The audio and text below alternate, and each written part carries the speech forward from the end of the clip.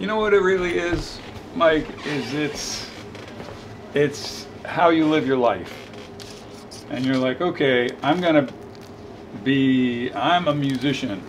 Well, if you play music every day, you are a musician. If you continually advance with music, then... That's exactly what I've been saying. Yeah, but the thing is, you literally have to do it every day for like 20 years. Yeah. And not because you're like, I'm going to be famous or I'm doing this. It's because this is what I do. Yeah. This is what I do. Whatever else happens, okay, whatever. Same thing for if you're going to run a restaurant or be a post office dude. Now, of course, there is something about having a job to pay your bills. But that's why it's so important for the younger people to know when they don't have any bills. That's when the time is to really be like, this is what I do, and yeah, I earn money doing this or that, or I have to work this job once in a while. But it's not, I work this job so I can make all this money so I can buy some stuff. Yeah, that's exactly what I try to get across to people too. Yeah. Because I feel like the trap is that you make a lot of money and then you buy a lot of stuff you don't need. And just from the fact that you have money, you don't know what to do with it sometimes. People don't know what to do with it. Yeah. If they have excess, or even if they're struggling, they're still spending money on things that make no sense to spend money on. Right. So I mean, that's what I try to get across to people too. Is like, you gotta have to get to a point with it where you realize what you actually need as a person, and not actually what you want and what's excess as well. Yeah. Because you can cut out a lot of bullshit by, not having a job that. Not buying a lot of stuff, and then not having a job that you need like a shit ton of money for.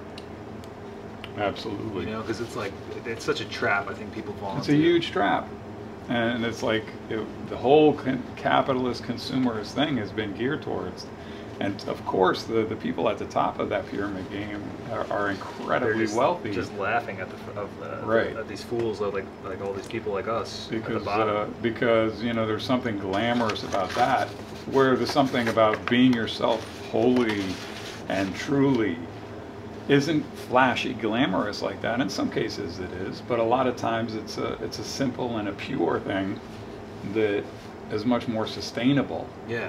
Instead of everybody chasing a fantasy, this, that, or the other thing. Exactly, and that's like the dream that you're sold, I think, in today's world, or at least in the world in general, especially with social media and media in general. Like, that's like the idea is like you want to get to that point where you can be that person at the top of the ladder. But I mean, this is something I always say too, like constantly to people, these people. If that was the real solution, if that was the best goal in life, those people that had those things would be happy, well-functioning, well-adjusted people. And I think 9 times out of 10, 99 times out of 100, those people are some of the most fucked up people you'll ever meet, or have the same, even if they're not, they have the same issues they had before they had the success, before they achieved the dream goal, the dream life. It's like Jim Carrey said, I wish everybody could be rich and famous so they could know that that's not the solution. Yeah. Oh, so what do you think the solution is then? I mean, we kind of touched upon like simplify. I think that's kind of like what we're saying in general. I think. Absolutely, like moving forward, like in buying this building, I had a completely different mentality of I need to make money, I need to have a job,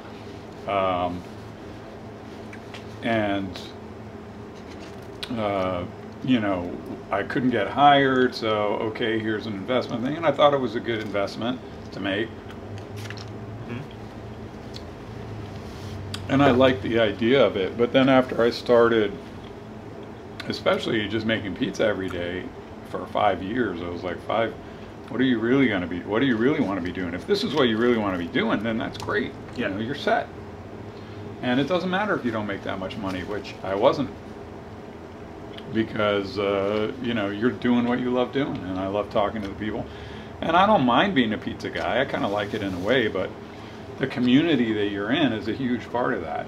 Yeah. And not to diss Poughkeepsie, but there's a higher percentage of crappiness in Poughkeepsie.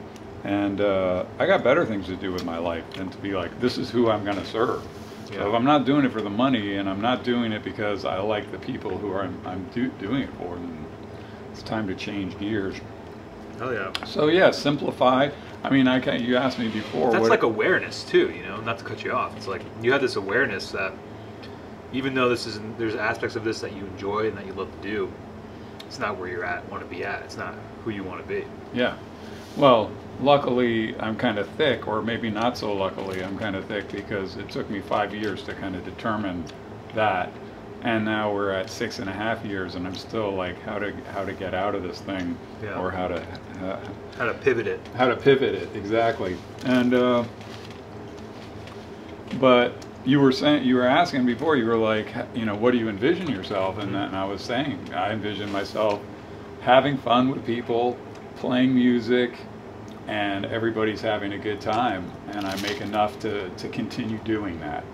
Oh, yeah. That's really where I see myself.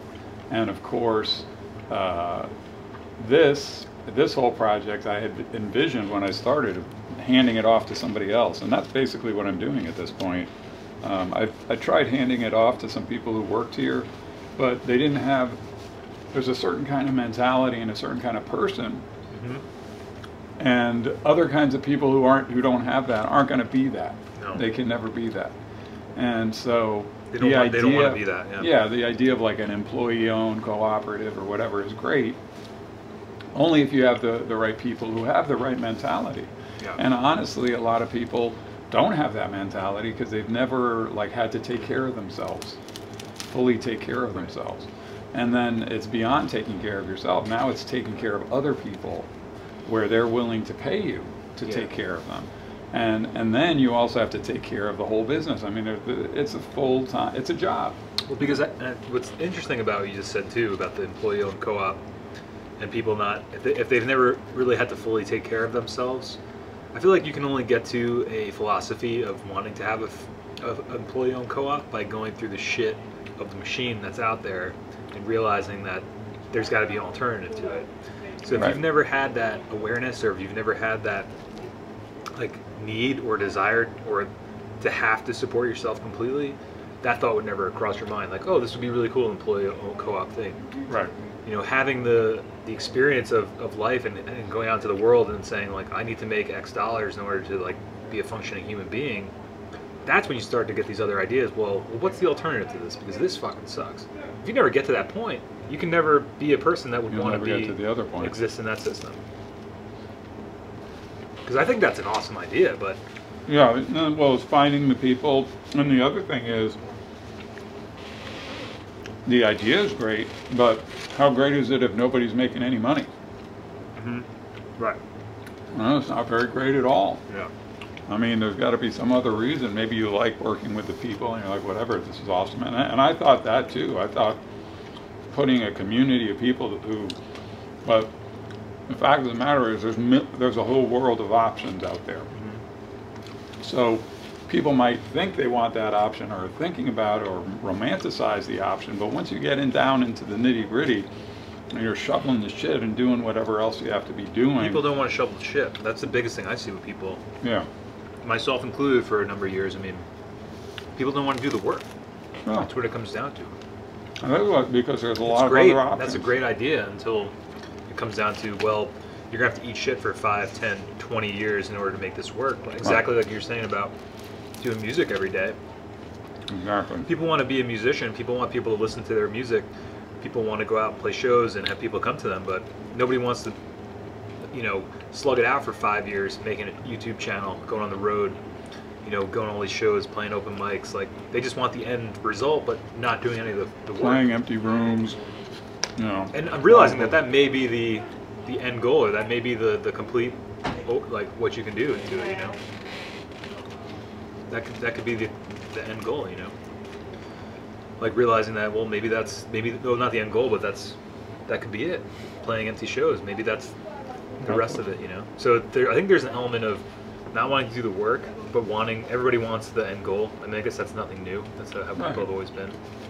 And then there's an element of, I don't know. But if you're doing, that's what it comes back to, like,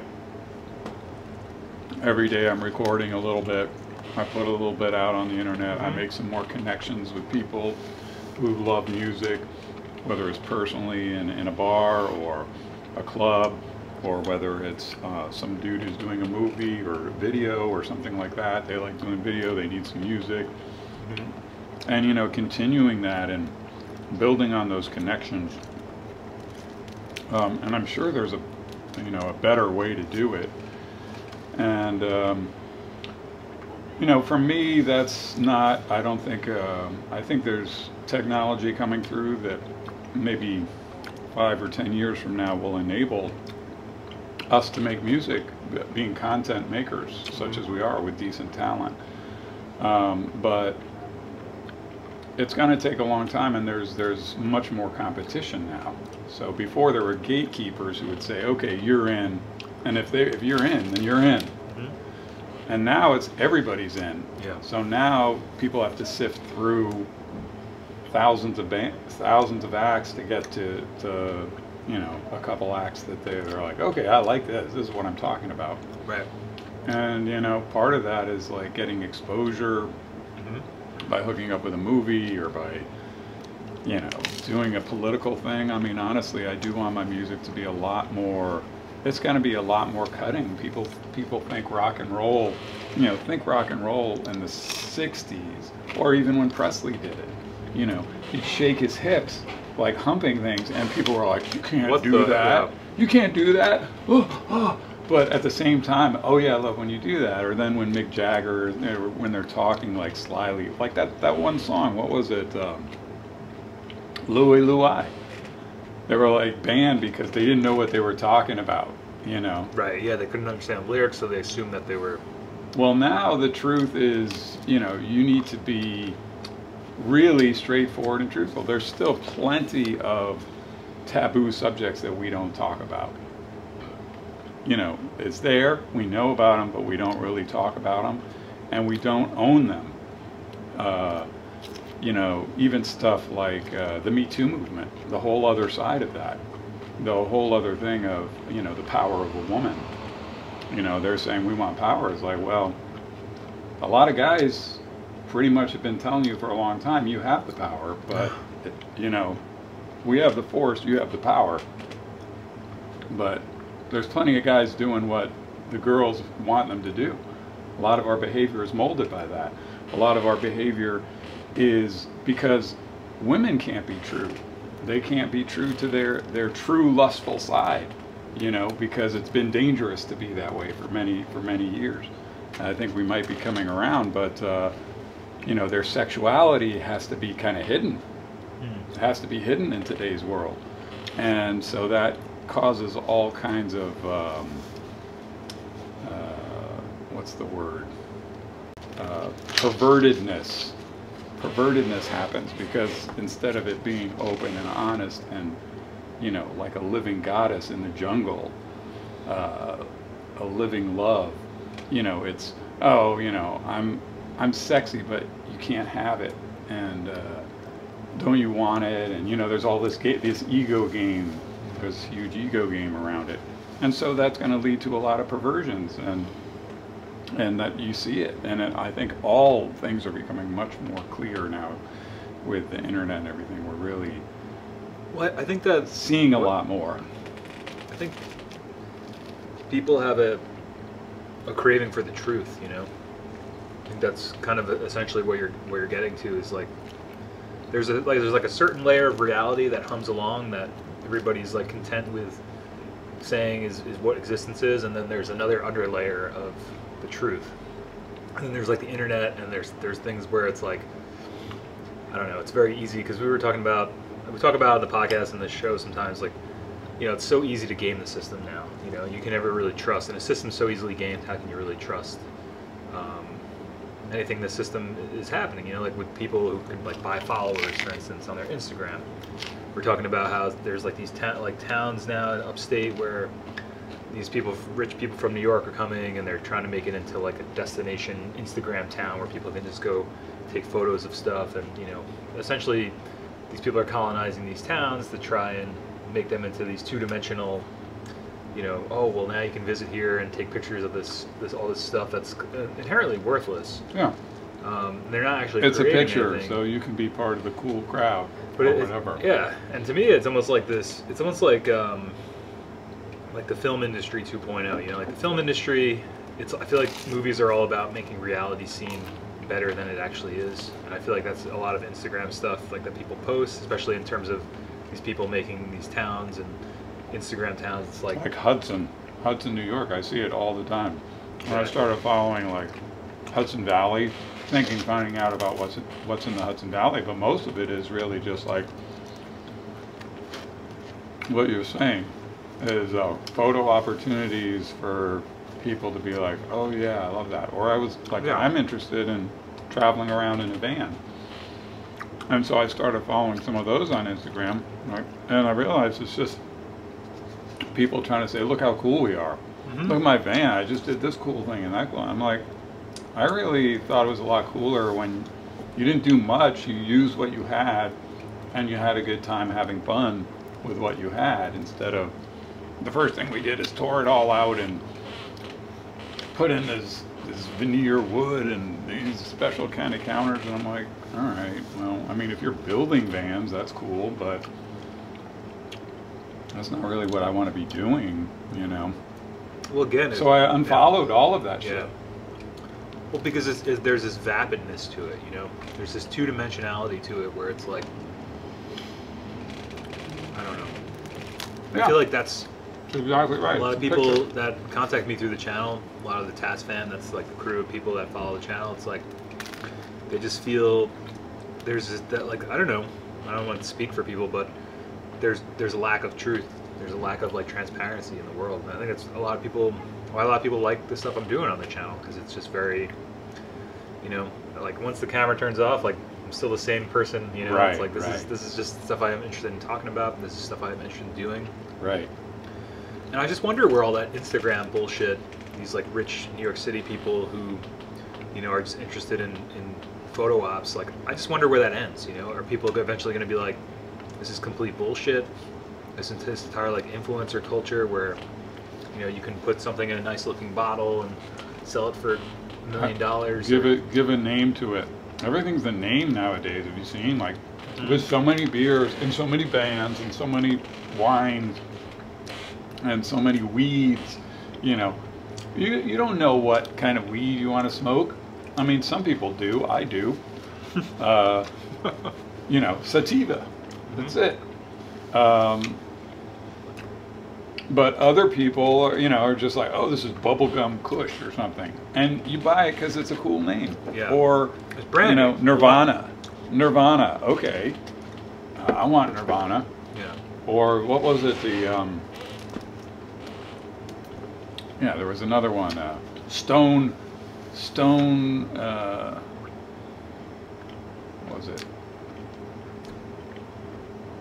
Stone Brewery something, you know, Stone Good or something. Yeah. Oh yeah, Stone Good. Or, you know, like the ads for cars never went that way. Because I feel like this stuff has been co-opted by again, it went from you just buying a product because you needed it to now your product can tell the world about who you are. And now it's just another way to sell you bullshit that you don't need. Because like you're saying, for your ego. Exactly. So you can say, yeah, this is who I am. Yeah. You're right, man. I'm gonna get this Stone Cold Brewer. That's exactly what you just said. Because I'm Stone Cold as well, or whatever the bullshit moniker is, you know. But it's like that's the trickiest thing now. Is like even companies that appear to be forward thinking, appear to be something that you may want to invest in terms of like buying their product, is now just there's a veneer of bullshit over the top of it. Yeah. And like unless you do your due diligence or really see through it, like I don't know. I mean some stuff, yeah, great products, but then there's this whole other. It's just strange to me. It's very strange to me. Like it's just all comes down to like branding. I mean everybody I guess has a personal brand, you know, thinking about like who you are and how you put yourself out into the world. 6-7. Right. That's your band. That's me. Yeah. That's my persona. Right. You know. That's it's my stage persona. Yeah. And I do want my stage persona to be a little bit bigger than who I am. Mm-hmm. Because there is a part of that, you know, if you're saying, hey, look at me, then a part of that is kind of doing the Mick Jagger thing, or the Freddie Mercury thing or the Led Zeppelin thing. Nobody wants to go and say, well, if you're just being a normal dude, why? Yeah. You know, what's the connection? You could be an incredible songwriter and be like, listen, I'm just a normal dude. Here's my song. And that has its own power as well. You know, you let the music speak for you. And that's I don't think I have that kind of talent where it's like, I'm such a good songwriter that the song alone is going to carry you to be there. I feel like I need to connect more and have you dance along with it, have you laugh about it with me, or laugh at me a little bit, or, you know, be able to say, wow, you get to be kind of a little bit bigger than life up there on stage. Thank you. Well, you know, I want to be a little bit bigger than life too, bigger than what I normally am or what I am doing. So there is that balance, and of course within there you have to be humble, because if you start believing, yeah, I really am bigger than normal, like our current president, then you're bound to come in for a landing sooner or later, which I predicted, you know, 2.5 years ago. I'm like, he will be elected, he will be, and then he's going to have his fall from grace. It's a 100% chance of happening, just like with Britney Spears, just like with Elvis Presley, just like with anybody who believes the hype. You know, if you get sucked into your own hype, you're done. You're done. And you can let it go for a while. Kanye is maybe a good example. I don't really know him well enough, but kind of rubs me that way. You know, people who are confidently good in what they do, they don't need to be hyped about it. They don't need to be a hype man about it. Exactly. You know, they can be humble about it, and it's still, it's like, it's even more powerful to be humble. But when you look at a place like Poughkeepsie, and the people who've learned, you know, nothing but from what television says, you know, these people, the people who are like in the throes of that, under the hypnosis of that, you know, they are very attracted to people like Trump or people like Kanye, and they're like, oh my God, yeah, because part of them wants to be like what he's doing. I want to just say whatever I want and be right and not have any consequences for it. And that the ego part of us says, yeah, I want to do that.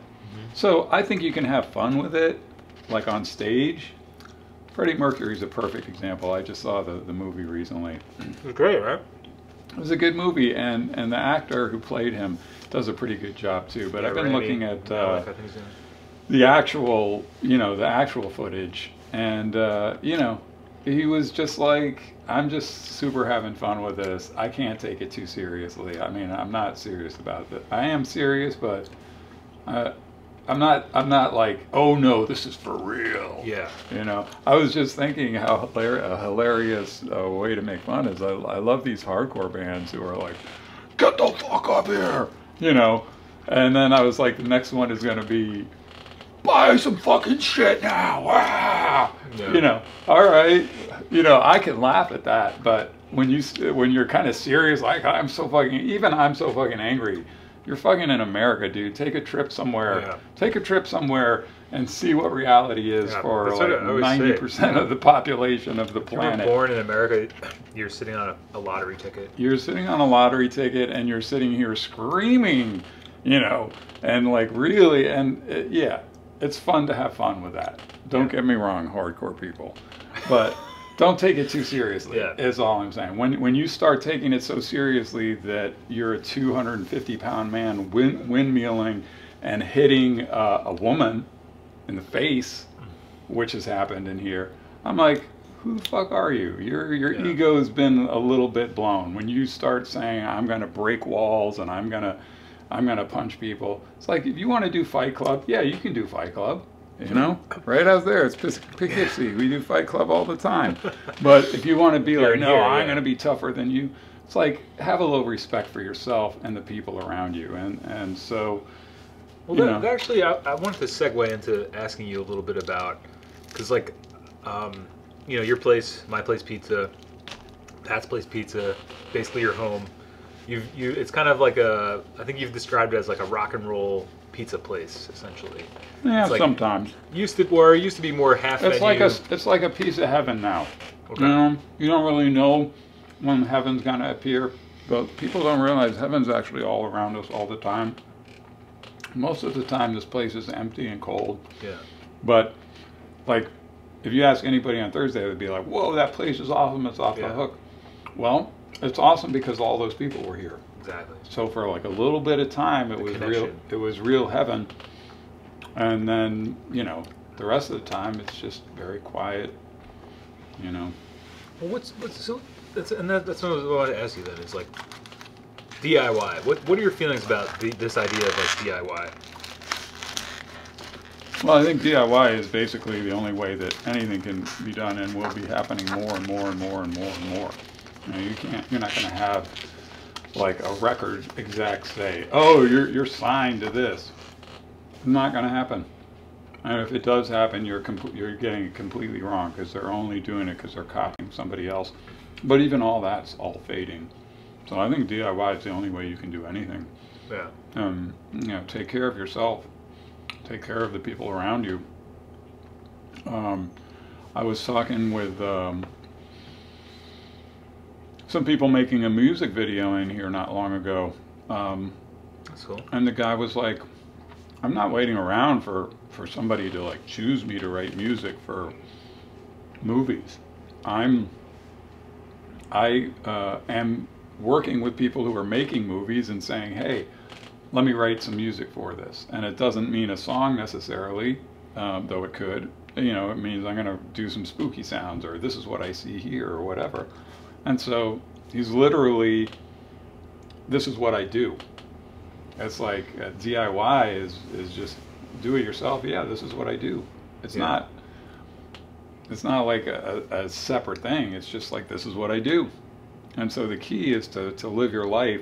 And for me, I've been thinking, okay, X amount of time working per day, X amount of time playing per day, X amount of time performing, and maybe per week makes more sense. But I try to do it in a daily way to have some time, or just to have that mentality. Like meditation. I meditate every morning recently for the past few months, because nice. and I've done it for years before, and then kind of took a break. But it's just so that it does help me it's a touchstone for the day, and I can, throughout the day, I can touch back to that. And it's also, I know I do it. It's so easy to say, I don't want to do it today, And once you start doing that, then it's like, okay, well, when are you going to do it? Once a month, once every 3 months. It doesn't really work when you do it like that. So part of meditation is saying, no, this is what I'm doing. This is what I'm doing it. And even in your mind during meditation, a lot of that time is, letting my thoughts, okay, let me get back to the feeling again, the feeling of this body. Yeah, back to the center. That's what I always say. Back to the center. And then the more you do it, the better you get at it. But it's the same thing as living your life on a weekly basis. What am I performing this week? What am I recording this week? What am I writing this week? When am I leaving time to play? And also, when am I leaving time to work? If there's work that supports all your playing, mm-hmm. and then there's also work that generates money. Whether it's making pizza or chopping wood or what have you.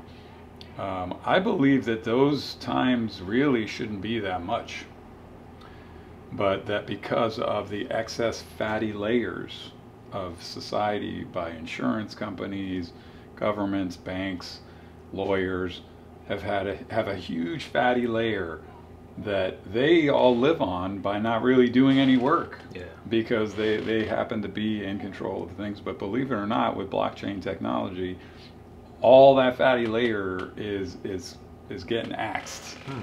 It really is. We're really in revolutionary times. And well, yeah, I gotta just this thing's gonna stop. I just need to hit it again. Hold that thought. Yeah. All right, we're good. Automatically stops or whatever. Yeah, 30 minutes. I don't know if something shuts up, but yeah. Well, so, I think you see that too with technology, and like these new companies disrupting. That's the big word now. Like, how can we disrupt this industry? How can we do this? How can we do that? You see that in like real estate, for instance. why the hell are you paying somebody in the middle? You know, you're paying them 10%, 5% of the cost of the place just to show you a couple places and do some paperwork. I understand that the paperwork is it's serious, high stakes stuff, but those people, I don't think they're deserving. No offense, real estate agents, but I just actually fired my real estate agent. Tens of thousands of dollars per transaction. No, they had it. They had the place up. I was going to pay him like 17 grand or something if the place sold, and he had a lot of people come through here.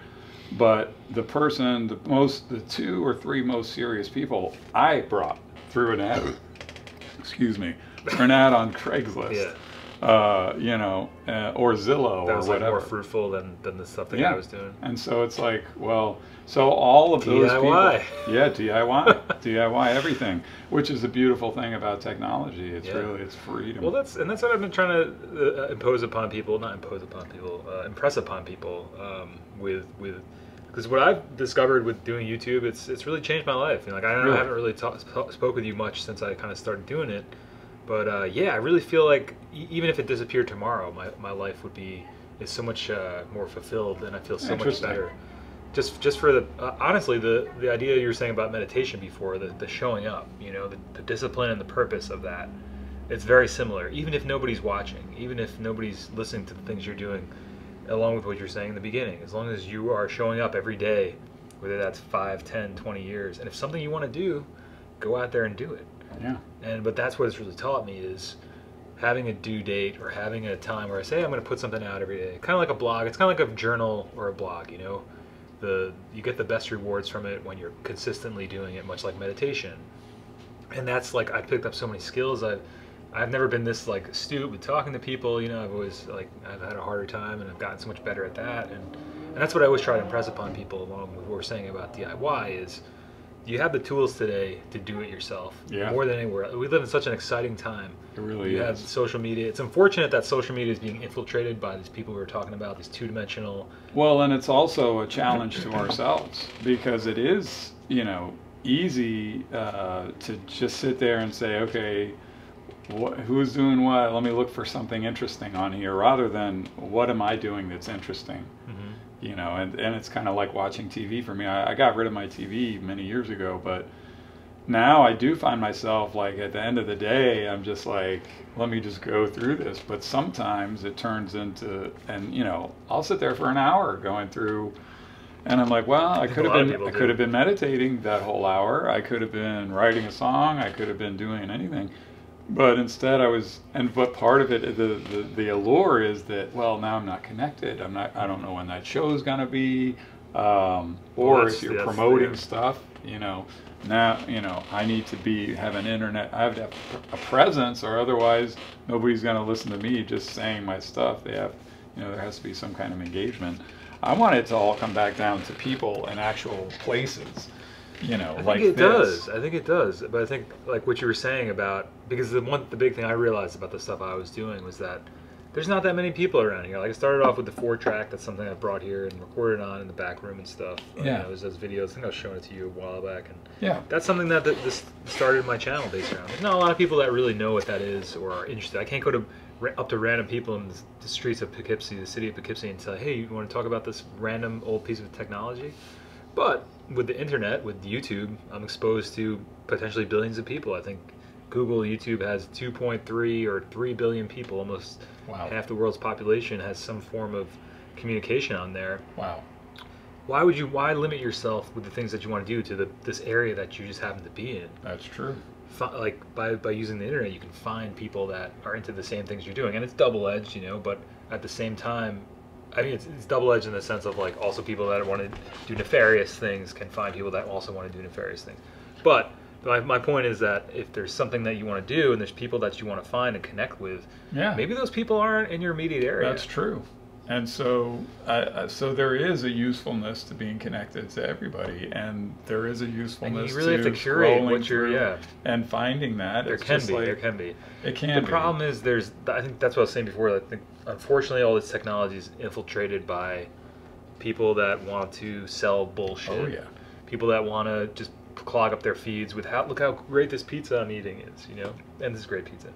But what I'm saying is, like, people that want to just take artsy pictures of bullshit and Right. make that their existence when that's just don't you wish two-dimensional, you were, don't you wish cardboard. you were awesome like me. Exactly. And I think that's it's unfortunate because I think the technology is amazingly democratic in that anybody can do anything they want on there and find people that are interested in what they're doing, but then there's this swath of people that just want to infiltrate this system, use it for their own gain, make money from it, sell people bullshit that's like vapid and inherently empty, and I don't know. So it's like, I think more people just speaking the truth and doing the things that they want to do need to start showing up and spreading their message with the world, man. I don't know. I'm not really sure. No, I think so, true. I think so, totally. I guess what I'm trying to say is maybe, you could start a channel or start, a account or I something. just want to focus on playing music. That's really all I want to do. And I have to figure out a way to where it's worth the energy to put in, because it is a certain amount of energy. It is. To it's especially work, when you want to have a finished product, and then you're like, honestly, I've been doing a lot more just improvising for many years, but now I'm like really doing some crazy stuff with continuous loops, and so it's not like a loop and then but this is a continuous loop, so everything you play gets mashed into everything else you already have played, and then messing with delays and infinite delays and things like this. You can really, it's basically a synthesizer. So I've been synthesizing my own music from infinite looping, some guitar stuff, and then when you play with the repeat and the speed of the repeat, then you start getting very psychedelic things. You hear voices in there. Right. Like I know exactly what you're something, talking about. Yeah. And you're like, whoa, is this... When you start to layer things and then get lost in it, yeah. And so that's something, that I can do right now. I am doing, January 9th, the experimental music night at Quinn's. Nice. On second Wednesday is going to be my debut of maybe a 40-minute set of that stuff. Oh shit, this Wednesday? Tomorrow? No, Wednesday the 9th of January. Sweet. Yep, second Wednesday. And, that's something that it doesn't take a lot for me to produce. I kind of enjoy doing it. And so each show is its own thing. I'm getting pretty good with it. I'd say I have a really great result 1/4 of the time. Okay. It's like, whoa, that was awesome. The rest of the time, it's, okay, that was kind of cool. Yeah. And I think I'm only going to get better. And for it to be 25% really cool, but every time original, every time different, every time it's whatever it is. And I don't even know what it's going to come out to be. Because when you layer that many layers, you can't plan for it to sound a certain way. Yeah. It's going to be its own thing, which is kind of cool in and of itself. It's like, I'm doing it, but it's really, I have no idea what the creation is, and yet it comes out really cool. And then manipulating that with the echo, the infinite echo, and the speed of the delay is really, there's something I think true about it, and I think it really talks to a lot of like all the voices on top of voices and all the people doing things that have already been done and adding their little bit, and it all just like turning into a miasma of sound and creation. It really does, to me, feel like creation. You think of the entire universe expanding, of everything happening all the time. That's amazing. You figured out a way to distill it into music. Yeah. So I'm like, this is pretty powerful, and I'm going to start putting voice on top, word on top, voice, vocalizations, and I think that will really be the knockout for the thing. Dope. And I plan on doing that on the 9th, even though I haven't practiced it. Of course I practice it. I've done it for years, but I haven't done it with this. What time is that? I mean, I'll come it's usually like 9, it's like 9 to 11, cool. I think is when it is. It's like an experimental open mic, or? They usually you have to. It's kind of like an open mic, but it's not a sign up. You sign up months ahead of time. Oh, okay. Yeah, he's got it's like an open mic except you sign up months ahead of time. Cool. So I signed up in like. It's like open. It's an open bill. You can sign up. Pretty much. That's cool. You say. But it's scheduled beforehand. That's cool. I like that. That sounds like a cool system. Yeah. Well, you got to get practicing, man. You only got a couple of weeks. I practice every day. I'm going to practice in a little bit. Cool. I could do some for your show if you want. It's background. That would be music sick. Or Yeah. whatever. I wanted to ask you one last thing, because we're about 40 minutes in. Is that cool? Yeah, absolutely. If you could have a billboard anywhere that's with a message reaching potentially millions or billions of people, and you could put anything on it, what would you put on it? Well, that's interesting because I was just talking the other day about they should change the signs on the roads from missing adult or child missing or whatever, pollution day, to stuff like find the flow. Because if people are driving and it's like find the flow, okay, that's a direction, and it not only talks about driving, but it talks about a million other things. Find the flow. One thing I do love about Instagram is the surfing stuff. Hell yeah. I think it really plays for Instagram. I just love watching waves. I love watching water. I love watching human beings interacting with that amount of force. I don't know if you've ever been in the waves, but when waves get bigger than 3 feet, there's quite a bit of force in there. And when they get up to 10 or 20 feet, there's a scary amount of force happening with a wave. And you can see it every day in, kook slams, where you see people who haven't been at the beach that much, and here comes a 4-foot wave, and they're like, oh, I'm gonna just like stand up against this wave. And it's like, you better go under that wave, because if you're trying to stand up against that wave, you're about to get slammed by some serious force. And so anyway, when the waves get huge, I love watching people surf, and I really think that life is the exact same thing. And many times it's like a river flowing, and you can, within the river that's flowing, you can go this way or that way. You can try to swim back upriver if you want. A lot of people are trying to swim upriver. And it's like, just go with the flow. You go with the flow. The universe needs you, wants you to be in an area, wants you to be, you are where you're supposed to be. Make it easier on yourself, make it easier on everybody. And if you're ever caught in a riptide, if you go swimming in the ocean, the answer is not to be like, oh my God, I'm getting swept out to sea, let me swim against it. No, the thing is, you go with it, and you go a little bit to the side, like judo. It's like somebody's throwing you a punch. You don't sit there and say, okay, I'm gonna take it. No, you're like, okay, here comes the punch. There you go, and then you help the person continue on with their way. Yeah. And you can do the same thing. So use the force that's swirling around you, and go with the flow. Go with the flow and guide. You get to say, I want to go like this, like a surfer. Like, okay, here's this massive flow. I'm going to go right like this, and use that flow. It's going to push me, and I'm going to have a blast. And yeah, it's going to be dangerous and everything, but I'm a human being. I got this. And I think that life is the same way. Even everyday interactions, you walk down the street.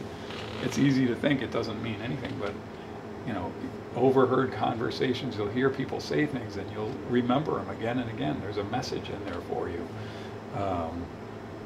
Pay attention.